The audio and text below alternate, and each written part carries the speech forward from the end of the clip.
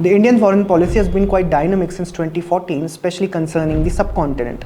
The geopolitics of the region has also been quite vitriolic in recent years, with China constantly vying for influence with India.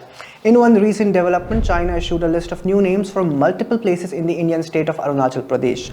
Last month, China was upset when PM Modi visited this state. India had promptly rejected the remarks. China has often claimed Arunachal Pradesh as its own, but India has always dismissed such claims and reiterated that Arunachal Pradesh is an integral part of India and China's claims are baseless. So one might wonder, the sudden release of the list with supposedly new names for an Indian state. Is it China reaffirming its territorial expansionism before India goes to elections, or maybe it's something else?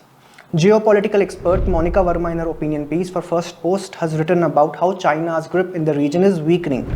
Quoting her article, even as China is desperately using the Arunachal card to target India, the understated fact that is being missed is that the situation in the subcontinent has changed considerably for China. So let's analyze why things are not all right for China in the region. First, let's talk about Pakistan, whose leaders have often taken pride while talking about their evergreen partnership with China. At the core of this partnership has been the CPEC, or China-Pakistan Economic Corridor.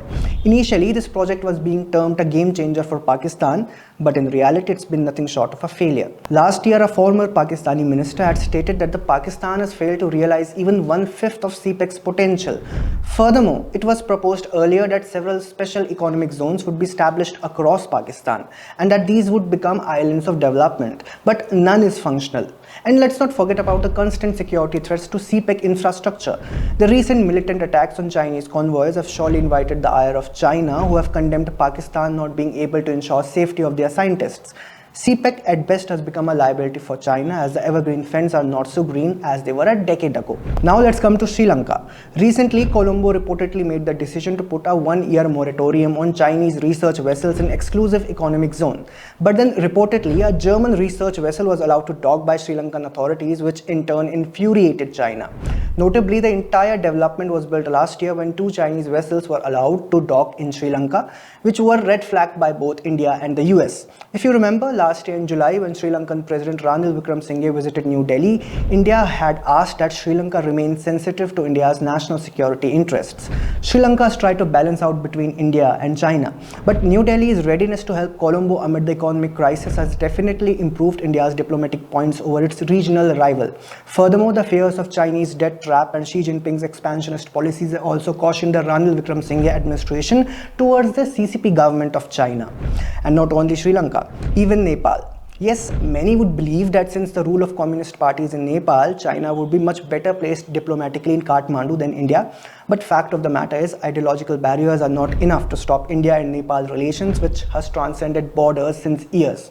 Furthermore, Nepal has been a challenge for China regarding Belt and Road Initiative. Isn't it strange? Nepal and China had signed BRI framework agreement in 2017, but nothing major has emerged yet except renewed pledges to sign execution plans.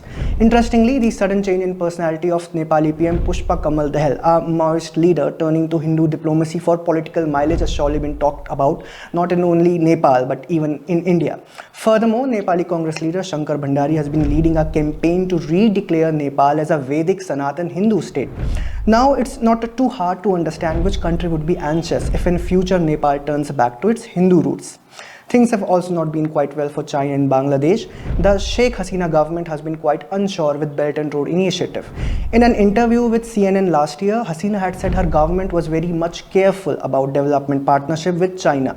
Bangladesh's foreign minister in a recent interview had claimed that we are prudent in receiving any aid or fund. So people should not be afraid that Bangladesh would succumb to the Chinese. So basically, if we leave out Maldives, China has been surely losing out in the subcontinent.